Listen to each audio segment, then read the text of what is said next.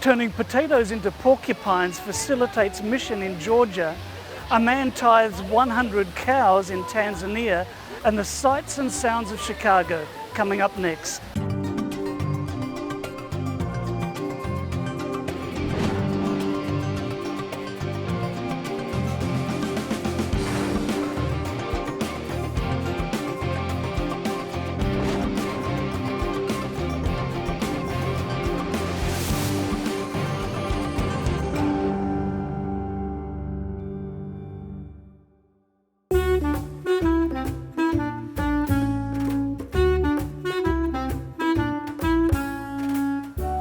Hello and welcome to Mission 360. I'm Gary Krause. Today's program is coming to you from the city of Chicago in the United States. Back in the 1800s, Dr. David Paulson and Dr. John Harvey Kellogg moved into the heart of Chicago to start the Chicago Medical Mission, an urban center of influence that ministered to the poor and needy of that city. But at the turn of the century, Dr. David Paulson got a vision to start a sanitarium out in the countryside. And I am now standing in what was once the countryside, Hinsdale, now a suburb of Chicago. Behind me you can see the Hinsdale Adventist Hospital, and this is the location of the sanitarium that was established by Dr. Paulson. People from all over the world came here to the Hinsdale Sanitarium for health and healing. Well, on today's program, we'll be looking at mission all around the world. But first up, let's travel to the country of Georgia to see an urban center of influence in action.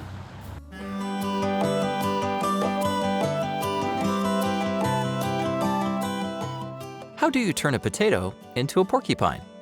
That's exactly what children in the country of Georgia are learning today in their English class. This is their second lesson about fruits and vegetables. They're learning the names of common vegetables as they transform them into animals and modes of transportation. Ginta, their teacher, uses interactive teaching methods to keep them engaged and even includes their parents in the action. They're studying a variety of topics ranging from numbers to colors.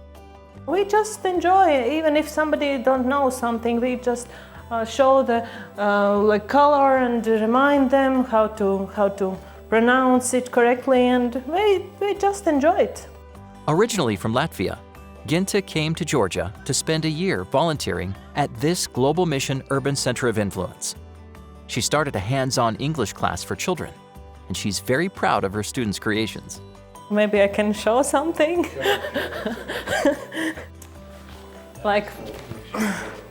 Yeah, you see? From one of the lessons when we learn about animals, we made butterflies like this, and a previous lesson, pausa. And previous lesson, when we learned something like fruits and vegetables, we made just stamps for lemon and pepper, like this. But living in a different culture can bring certain challenges and adjustments. It's very hard for me, you know. You are from other country and they don't know you. They in the beginning start watching what I'm doing, how I'm doing. But now they start to be like friends for me. And today even a few said, "Oh, teacher, we love you." It's very nice. And parents, it's the same for them. In the beginning they was very like distance, and afterwards they start to, I guess they're starting to trust. Ginta has gotten to know the students through these programs and finds it easier to share a hopeful message when a relationship has been established. Not just be a teacher, but be like friends for them. And I very hope will be a possibility to tell them more about Jesus and somebody who really loves them. 15-year-old Simon has been coming to Ginta's English classes over the last few months. After many questions and conversations, Simon is eager to study the Bible and the Adventist message. I'm interested in Christ's second coming. I'm going through the Bible lessons in preparation for baptism. My life has changed. Through these programs, about 15 to 20 people in this town started Bible studies with Gotcha, a global mission pioneer, and a small group meets each Sabbath.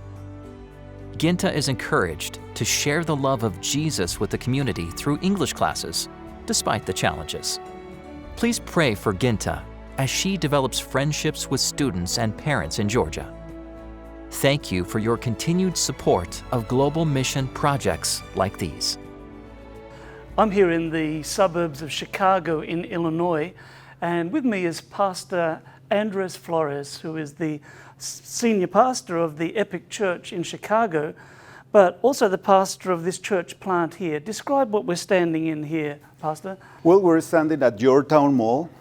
This is a mall right in the center of the city of Lombard in DuPage County here in the state of Illinois. We're about 25 to 30 minutes from the city of Chicago. And this is a church plant that was born out of the original church, Epic Church in the city of Chicago. So you planted a church in Chicago, but you weren't content with just growing that church. You had a vision for planting other spaces, and this is the first one. And this is Chicago suburbs, right? Correct, Yeah. correct. So how did you start here? Well, we started with a vision to multiply churches that are disciple-making churches. So we started with developing a core group of people that were passionate about planting other churches in the Chicagoland area, and God provided a very strong group to start with a new church plan and incubate a new core group. And this is exactly what is happening right now. Wonderful.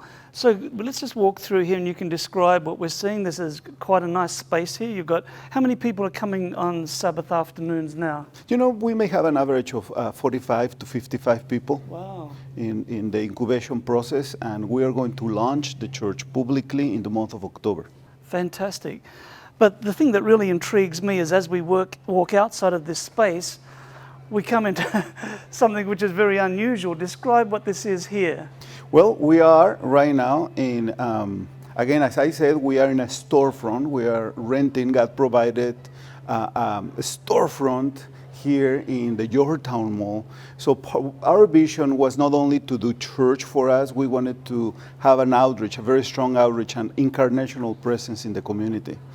So basically, using the terminology that I understand, this is a center of influence because you are connecting the church to the community. Exactly. So this is an interface, it's a relational environment that serves as an interface for us to connect with people in the community through art and music and creativity. It is a space where people can belong, and then as they belong, they come to believe as well. Fantastic. So rather than expecting people to walk into a church, and it's going to be very difficult for many people, you actually have an opportunity here where you can put Christ's method into practice, you can mingle, you can connect with people. Exactly, exactly. And the point of this is that as we invite people to create art, they feel safe, they come with their families, and here we are ready to start conversations with them.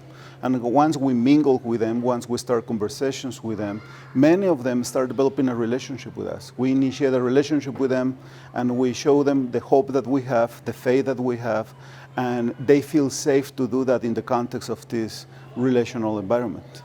Fantastic. So what are the activities that take place here in the art space? We do a lot of activities that all of them have to do either with art, even music, and relationships. But we have a really strong ministry through art with pottery, painting, all sorts of creative activities here for the entire community, crafts, and so on and so forth. It's really beautiful.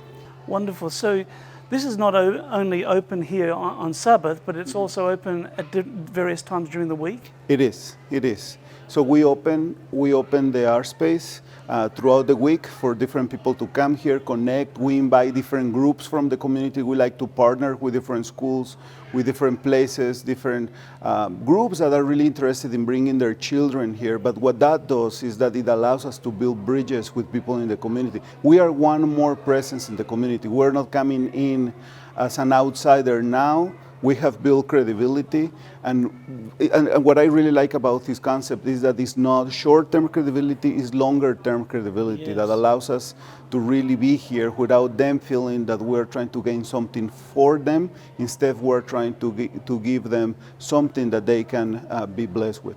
Fantastic. That's so important, that you're not seen as an outsider coming in, but you're actually someone in the community caring for the community. Exactly, Yeah. exactly. Now, before you were telling me the story of a family from another religion, can you just briefly tell that story again of how this little boy's life has been touched? Yes, absolutely. This is a family just from a different religious background, and the little boy is a beautiful boy. He's autistic, and again, they do not belong to our denomination or to our Christian faith, but the beauty of it is that through the relational environment, this boy, he is blind, and he got curious because of the music that the praise team was practicing. He came into the art space, into the worship center, and he asked one of the praise leaders if he could sing with them, and she said yes. Now, the beautiful thing about this is that in the middle of the song, he asked the question, "Who is God? Tell me about this God of yours." And she started to unpack the beauty of God and who is He. And then the following week, even his family came into the worship space as well. And we have a really strong relationship with them right now. So this little boy, he's blind, he's autistic, he was in the art space, he was drawn to the music, and he asked whether he could join the singers. Yes, And then during the singing, he asked, "Who is God?" exactly. That is a beautiful story. Now, the other dimension of that I really, really like is that the person he asked was not yet a baptized Seventh-day Adventist. She's participating, and she was the one who told him about God. That's correct. That's correct. Beautiful, beautiful. And they have developed a relationship, sustain a relationship with that family. And I think that would have never happened in a traditional evangelistic setting. That took place in an open relational setting such as the art space. So, as you said earlier, you're providing a context where they can start to feel it as if they're home, as if they're belonging, and that then provides a space for them to start believing. Exactly. Wonderful. Viewers at home, what a terrific idea this is, right? In the heart of a shopping mall. I mean, if this was a church plant just out on a street somewhere, you would not have many people coming past, particularly here in the suburbs. But here you have a shopping mall, you have a busy children's playground right here, and a space where people can come, where they can find community. It's an opportunity for Adventist believers to mingle with people in the public, and we're starting to see how lives are being touched. Pastor Andres, thank you so much for sharing with us today. And please pray for EPIC, the church that's now operating in downtown Chicago, the plant here in the suburbs, that God will continue to bless and grow this wonderful ministry. We'll be right back after this break.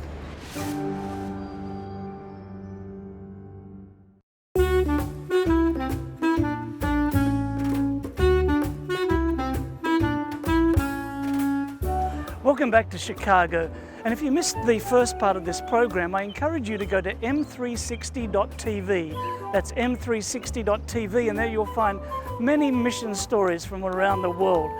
Next up, Ron Kuhn from the Institute of World Mission, who's had many years' experience as a missionary, talks about cross-cultural mission. From missionary to missionary trainer, you'll enjoy what Ron has to say. My name is Ron Kuhn. I work for the Institute of World Mission. And what I do is very interesting. Sometimes I ask people, have you ever heard about teaching people to adjust to other cultures? That's what I do. And we are actually having a training for people who are going to serve all over the world. Doctors, dentists, engineers, teachers, administrators, people who moved from one culture, from one country to another country. And the question is, what does it have to do with sharing your faith? I would say everything, because if you don't understand the people you are serving, you want to live, you want to learn from them, you cannot share what you know, because you will be sharing in a very awkward way. For example, you arrive in a country that people don't touch each other. They don't greet with a handshake, they greet with a Y. And you want to hug, you want to handshake, you will not create a good impression. So why people have to learn about cross-cultural work, cross-cultural values, worldview, understanding of reality, because you can be more efficient. You arrive and you know better, and then give you the initial tips and tools for you to adjust. Quite often we use the expression cultural shock. Why? Because there's so much you don't know that when you arrive and you start to live, you are overwhelmed with so many things you don't understand, and it creates a negative feeling, which can be said a cultural shock. Well, people will ask the following question: what is the best way then to share, to serve, to go somewhere else? As an international worker, as a cross-cultural service person. It could be for governments, for embassies, for United Nations, as well as for different churches. People want to know how they adjust to another place. The best way, of course, a part of training. We provide training, if you want to know more, we provide training for 3 weeks. And then people have the tools and resources to adjust to another place. The main question we ask is, how did God related to humans? Did God send an email with His plan, with His will, with His care and love? Did He send an angel? Did He send a book? All of this, maybe one could say, yeah, it's true. But God chose something far more effective, and that's what I want to share with you. He came to live with the people. He chose to incarnate in our reality. And then the question is, are we really following the example of Jesus? Are we incarnating in the reality of other people? Many times people go to serve in another culture and they bring loads of things, so they never detach from their culture. They are afraid to really adjust. Imagine if God would have done that.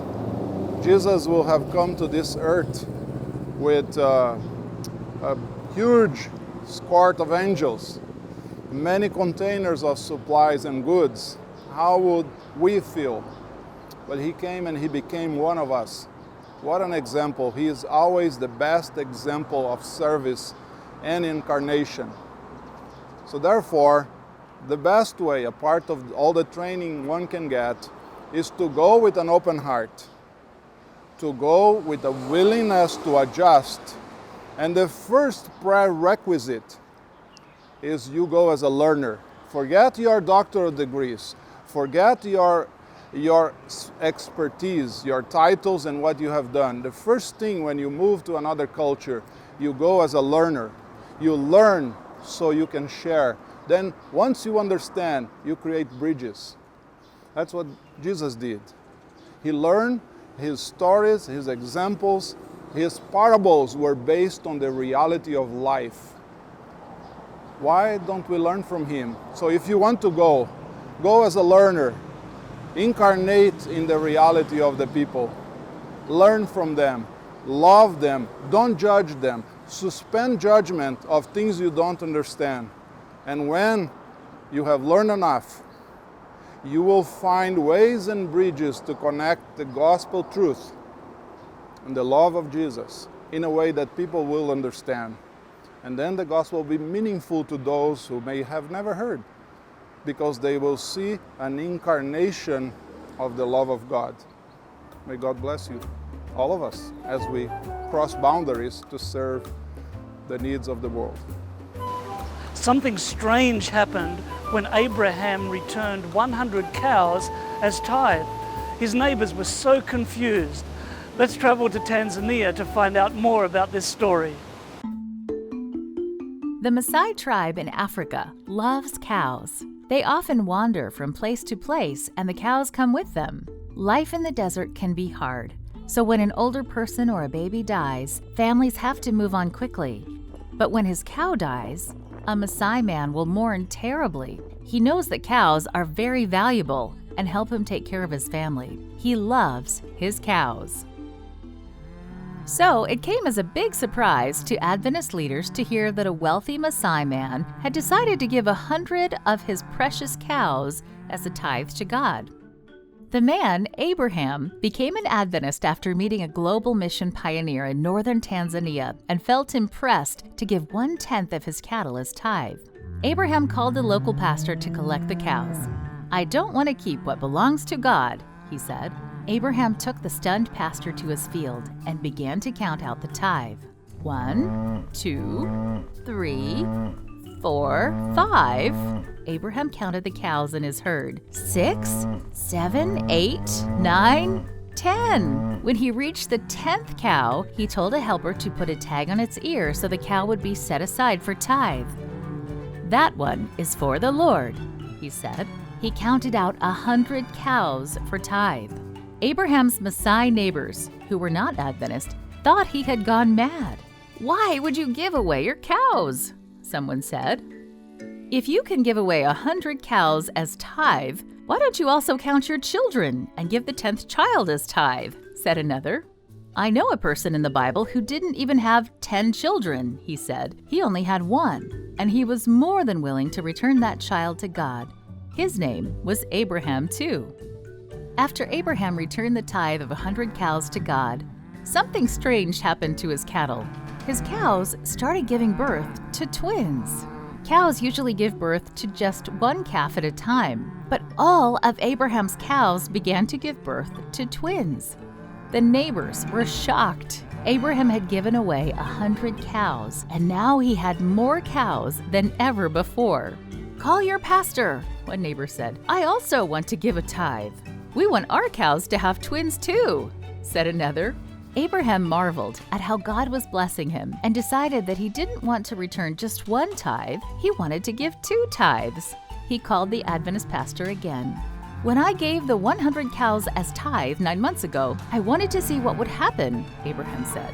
"I have seen so many blessings. Instead of having 1 calf, my cows started having twins." Abraham took the pastor to his field and counted out double tithes, 2 cows out of every 10. The pastor was amazed by how God had blessed Abraham's faithfulness. "You are never losing when you return to God," the pastor said. "The Lord is faithful. He will even multiply what little you have."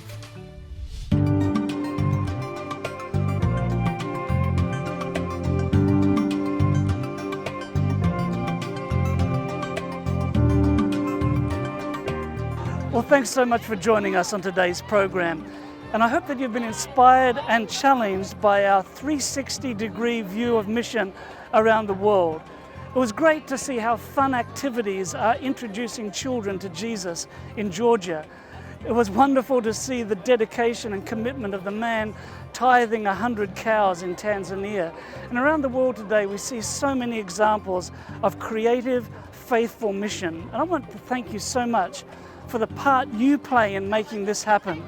Whether you pray, give, or go, you are part of the Adventist mission team in helping to spread the good news about Jesus around the world. And I want to thank you so much for your prayers, your continuing financial support that do make a difference. Well, until we meet next time on Mission 360, I'm Gary Krause for Adventist Mission.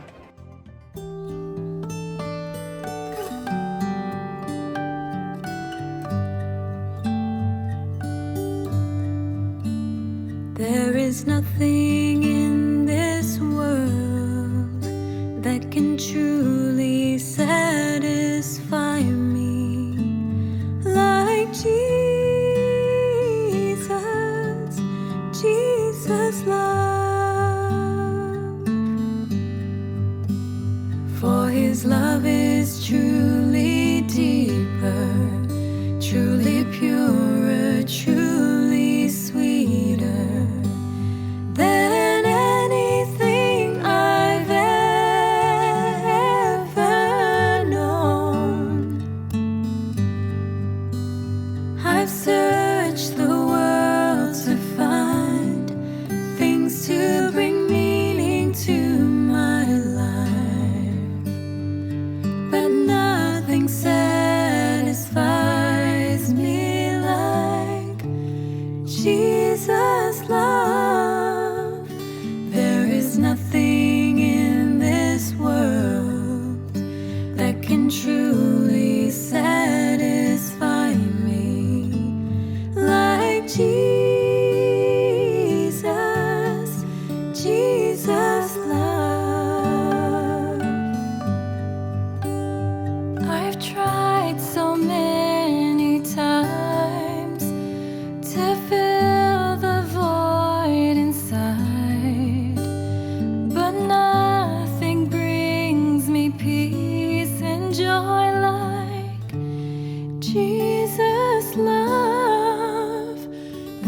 is nothing in this world that can truly satisfy me like Jesus' love. Won't you ask Him today? He will fill you up inside. There's no emptiness or loneliness where Jesus Christ resides. There is nothing in this world that can truly